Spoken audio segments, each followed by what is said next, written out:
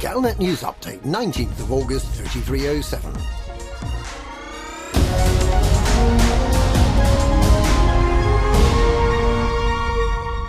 Torval Mouthpiece Mining and Wreaken Construction are offering engineered long-range mining equipment to those who help them remain in the LTT 198 system. Both corporations wish to establish themselves in new headquarters in the system, but the faction that runs the system, LTT 198 State Limited, has decided that it can only allow one major corporation to take up permanent residence in its desirable permit-locked system.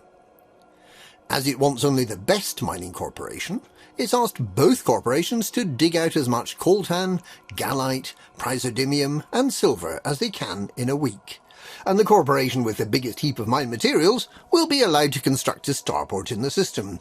The other corporation will be sent packing. Because both corporations have their collective minds set on living in this capriciously managed system, they've appealed to the community in general to help them out in arranging temporary system permits for those who are willing to help. And they're offering prizes. Zemina Torval is developing a new long-range mining laser similar to her signature mining lance, and is offering at least the top 10% of those who help one of the first batch. If Torval Mouthpiece is allowed to stay in the system, then in her enthusiasm she'll hand out long-range mining lasers to the top 75% of participants. The Wreaken Corporation offer is similar, but in their case the module on offer is an experimental high-range abrasion blaster. Wreaken CEO Emmerich König has rather rashly announced that if Wreaken is allowed to stay in LTT 198, then everyone who helps will get one of these modules.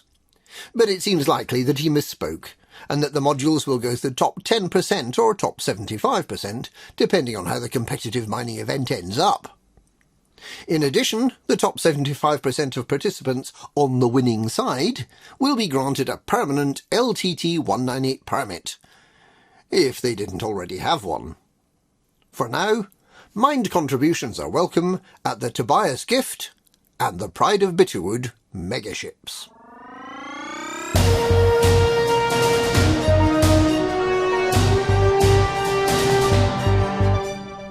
Marlinist Minister Octavio Volkov has declared victory in the war over the political wing of the NMLA, the Marlinism Reformation Party. Announcing the victory, she said she had no regrets about crushing the terrorist sympathisers living in the Marlinist colonies, despite the conflict that was unfortunately necessary. She also announced that the entire leadership of the NMLA-aligned faction has been detained, with the exception of Minister Aaron White, who died in the fight to arrest him. Volkov described White as a casualty of a war started by his friends in the NMLA. The victory was gained by only the narrowest of margins, with expectations high that insufficient combat resources would be mustered. But the Marlinist Assembly of Baltasine managed to scrape across the line just in time, and the consequences are likely to be far-reaching. The Marlinism Reformation Party will be led by a new moderate leadership that is more in keeping with the values of the majority of citizens of the Marlinist colonies. The affiliated counter-terrorism unit known as ACT will be investigating the MRP's links with the NMLA, and particularly with their bomb-making Theta group.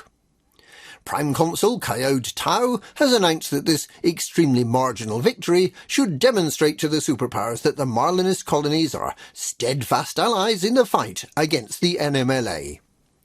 And Acting First Minister Amrita Ross has organised an election to be held almost immediately to replace Jenna Fairfax, who was killed in the 29th of July starport bombings. The announcement of the new democratically elected First Minister is expected within days.